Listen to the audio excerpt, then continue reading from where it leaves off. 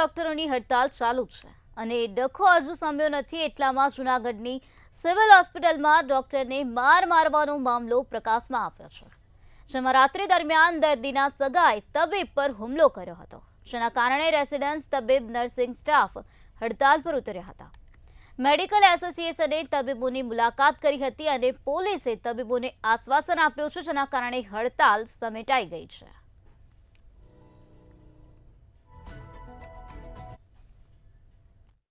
અમારા જે ગઈકાલે રાત્રે જે બનાવ બન્યો છે કે એક છાતીના દુખાવાના દર્દીને સારવાર દરમિયાન એનું મૃત્યુ થતાં દર્દીના સગાવાલાઓએ ડૉક્ટરને, ડ્યુટી ઉપરતા નર્સિંગ સ્ટાફને બધાની સાથે ખૂબ અભદ્ર વર્તન કરી અને મારેલ છે। એના સંતાને અમે અમારો વિરોધ જતાવીએ છીએ।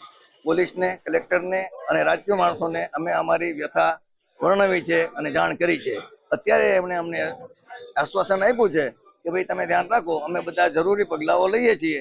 એટલે રેસિડેન્ટ ડોક્ટરોને અમે એવી સલાહ આપી છે કે ભાઈ એવો અત્યારે હડતાલ ઉપર ન ઉતરે।